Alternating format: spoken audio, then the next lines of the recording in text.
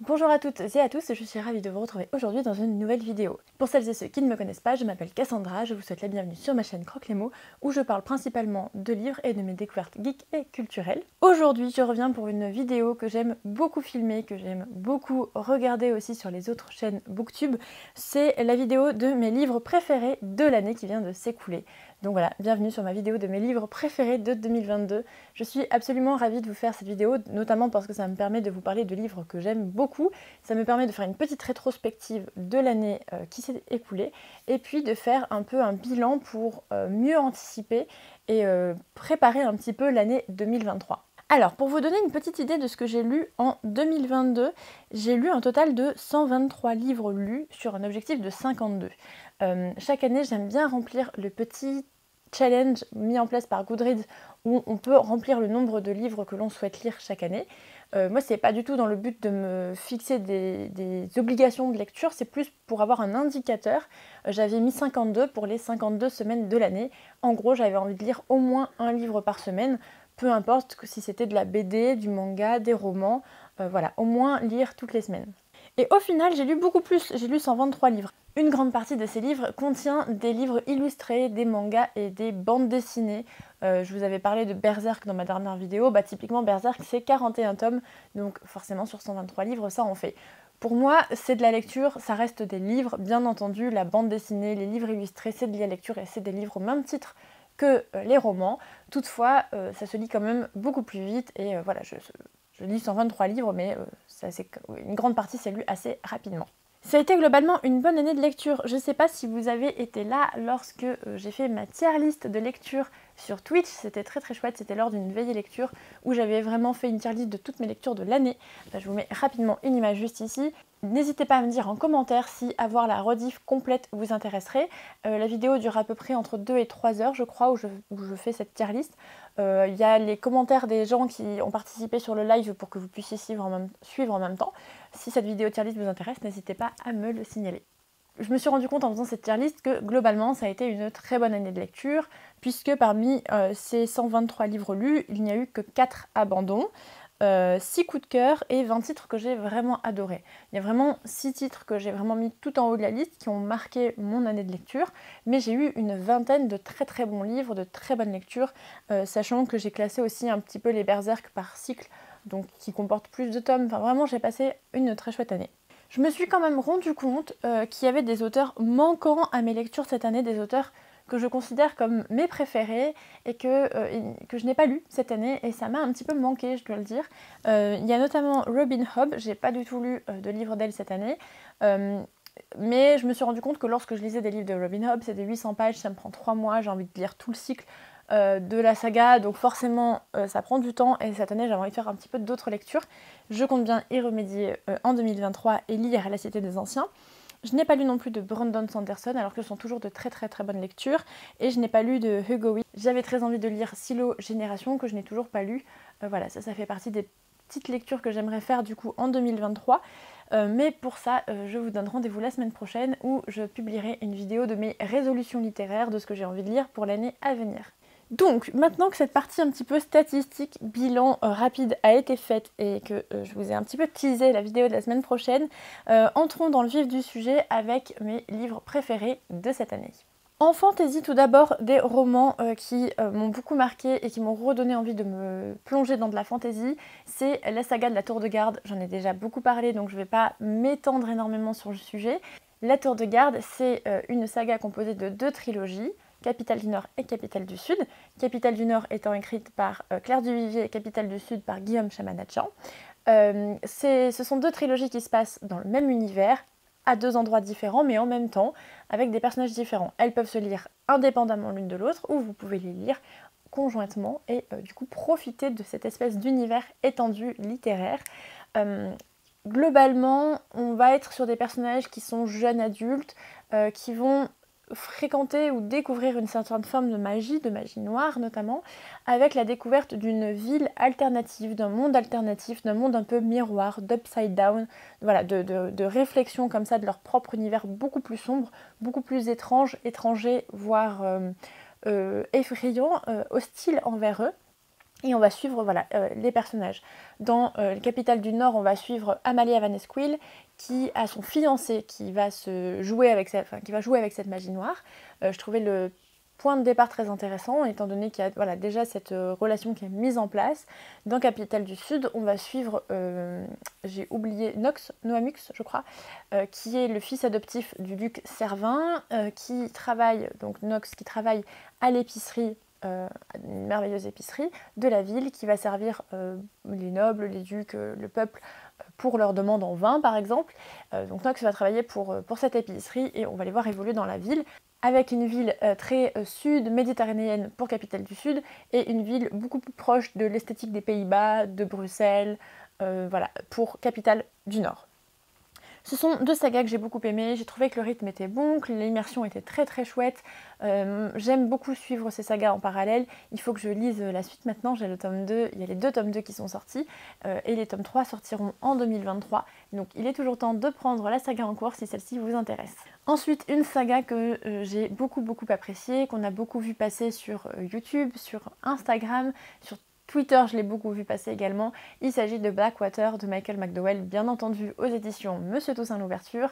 Une saga historique, horreur, familiale. J'en ai beaucoup parlé, j'ai fait une vidéo dédiée à Blackwater et au roman feuilleton, du roman feuilleton à la série télé. Si vous avez envie de voir cette vidéo, je vous la mets dans le petit i et en barre d'infos. Dans Blackwater, on va suivre une jeune femme qui va arriver dans la ville de Perdido à la suite d'une crue. Cette jeune femme va vouloir intégrer la famille du clan Casquet, famille qui est très influente sur la ville de Perdido, et c'était hyper intéressant. D'habitude, le roman historique, ce n'est pas du tout mon genre, et j'en lis assez peu, mais avec cette touche d'horreur, c'était super à lire, c'était très prenant. Grosse préférence pour le tome 4 qui s'appelle La Guerre, que j'ai trouvé très chouette pour son fond historique. En même temps, un livre que j'ai trouvé plus surprenant que les autres. Vraiment, la fin était super. Il se passe des événements assez traumatiques, très riches en émotions et en colère, en amertume, en vengeance. Et c'était très très chouette à lire. Ensuite, j'avais envie de vous parler d'un album jeunesse que j'ai adoré. Il s'appelle Jacominus, les riches heures de Jacominus Gainsborough, je crois, de Rebecca d'Outremer. Il me semble que c'est aux éditions Sarbacane. C'est un album que ma bibliothécaire m'avait conseillé lorsque j'étais allée emprunter des albums. Elle avait vu que j'aimais beaucoup ça. Elle m'avait proposé de me réserver un album qu'elle pensait que j'aimerais beaucoup, et en effet j'ai adoré cet album. C'est tout simplement magnifique, les couleurs sont d'une douceur et d'une beauté, vraiment j'ai adoré. Je pense que c'était mon premier Rebecca d'Outremer et j'ai beaucoup aimé, j'ai trouvé que c'était très très poétique. J'ai des pages, des doubles pages qui m'ont extrêmement émue, vraiment beaucoup touchée. Et c'est un album que j'aurais envie de partager, que j'aurais aussi envie d'avoir dans ma bibliothèque, donc il faudrait que je me le trouve, puisque voilà, comme je le disais, c'était un emprunt à la bibliothèque. Non, c'était très très beau. On suit l'histoire de Jacominus, qui est un lapin, et on va le suivre de son enfance jusqu'à ses vieux jours. Et c'était vraiment très doux, très beau. Je trouve que les albums jeunesse, c'est toujours très touchant et très beau, et celui-ci vraiment particulièrement. Donc voilà, je vous le conseille. C'est un très grand format, hein. Il est vraiment très beau, très grand. C'est une belle pièce à avoir dans sa bibliothèque si vous aimez un petit peu collectionner les livres comme ça, les albums jeunesse, je vous conseille à fond. Ensuite, un livre que j'ai beaucoup aimé, c'est Sommes-nous ce que nous lisons, un court recueil de textes de George Orwell paru aux éditions Mille et une nuits. C'est un recueil qui comprend donc des articles que George Orwell a écrits à différents moments de sa vie, lorsqu'il a été libraire, lorsqu'il a été critique littéraire. Il écrit sur le fait de lire, d'aimer les livres, d'en vendre, de critiquer les livres, de travailler en librairie, à quel point il a aussi peu aimé les livres que lorsqu'il avait travaillé en librairie, et je trouve que c'était des textes extrêmement contemporains. Ils ont tous été écrits, je crois, dans les années 20, je voudrais pas dire de bêtises, il me semble dans les années 20 ou 30, quelque chose comme ça, et qui sont résolument modernes. Il suffit de changer quelques noms et quelques titres de livres cités, et vraiment ça fonctionnerait à merveille. Ça coûte 3 €, c'est vraiment un petit investissement pour ce petit livre, avec des textes pleins de réflexions que je trouve très intéressants. Ça permet aussi de découvrir George Orwell d'une autre manière que par toujours 1984 et La ferme des animaux. J'aime beaucoup le lire, en tout cas en tant qu'auteur qui nous parle directement à nous lecteurs et lectrices, et c'était très très très chouette.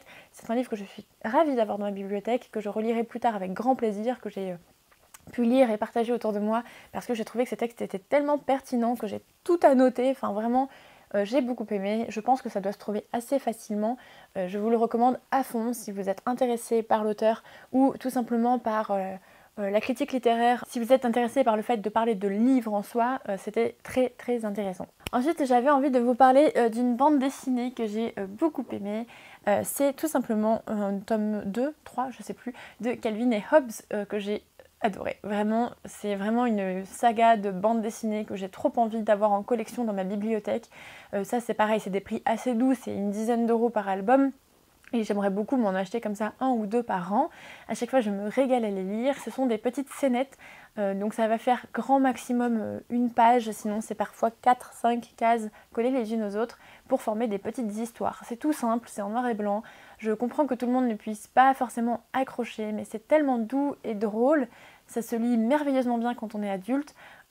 C'est des réflexions qui sont comment dire, très profonde sur la vie et sur la manière de vivre avec les autres, que Calvin va poser parfois à ses parents, parfois à son ours, à son tigre en peluche Hobbes, qui pour lui est un vrai tigre.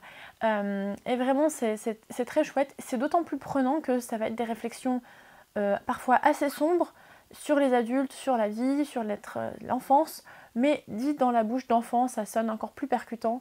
Et voilà, c'est vraiment un de mes coups de cœur de ces dernières années, les BD de Calvin et Hobbes. J'ai très envie d'en lire d'autres. Ça, c'est vraiment... j'adore. Donc voilà un peu pour ce bilan. Il est assez court, il n'y a que 6 gros coups de cœur, mais comme je vous le disais en début de vidéo, j'ai eu aussi 20 lectures remarquables, vraiment très très bien. Et étant donné que j'ai fait des points lecture très régulièrement cette année, et que j'ai aussi fait un gros bilan de mi-année autour du mois de juin, je pense, j'avais peur de faire redite. Donc n'hésitez pas à aller voir ce bilan du mois de juin où je parle beaucoup de mes lectures de début d'année parce qu'il y a des super lectures à l'intérieur. C'est juste qu'elles remontent un petit peu et c'est vrai que finalement les livres dont je vous parle ici ont été plutôt faits en seconde partie d'année. Ce que j'attends vraiment de 2023, c'est de lire plus de romans. Je ne veux pas vous spoiler toute ma vidéo sur mes résolutions de 2023, mais j'ai eu aussi l'impression d'avoir moins de coups de cœur parce que je lisais des livres beaucoup plus courts, des livres beaucoup plus succincts, où j'avais pas le temps de m'y plonger, où j'avais pas le temps de m'accrocher vraiment au personnage, de m'accrocher aux mots, au style de l'auteur ou de l'autrice, à l'histoire. Ça me manque beaucoup. Et vraiment, en 2023, j'aimerais beaucoup plus lire des romans ou des livres un tout petit peu plus longs pour pouvoir plus me plonger dans leur univers. Ça, c'est quelque chose qui m'a beaucoup manqué cette année et que j'aimerais retrouver. Je sais pas si vous voyez de quelle sensation je parle, mais je parle de ce moment où vous êtes tellement dans le livre que plus rien n'existe autour, que vous avez vraiment toute l'image, l'architecture, les couleurs en tête.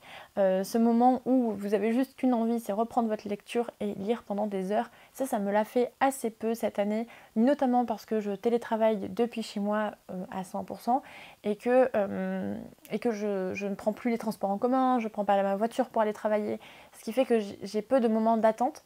Et voilà, je lis moins, donc je compte mettre plus de lecture dans mon quotidien. Voilà, j'espère que ce bilan 2022, bien que court en termes des titres cités, vous aura quand même intéressé et vous aura quand même plu. Surtout, n'hésitez pas à me dire vous quels sont vos plus gros coups de cœur de 2022, puisque ça pourrait me donner surtout des idées de lecture 2023. J'ai aussi envie d'aller à la recherche de pépites un petit peu que d'autres personnes pourraient me conseiller, donc n'hésitez pas à me dire quel livre vous a marqué et pourquoi cette année. Je vous remercie beaucoup d'avoir vu cette vidéo, je vous souhaite une très bonne année, le meilleur pour 2023, de la santé, de belles lectures, vraiment j'espère que vous passerez une très bonne année et j'espère que j'aurai plein de lectures à vous présenter. Je vous remercie encore une fois de suivre mes vidéos, de me suivre sur mes réseaux sociaux ou ma chaîne Twitch pour pouvoir échanger avec vous, c'est quelque chose qui me fait vraiment plaisir au quotidien et j'espère que l'on aura encore de nombreux échanges pour l'année à venir. Voilà, je vous remercie, je vous dis à très bientôt pour une prochaine vidéo, prenez soin de vous et de bonnes lectures. Bye!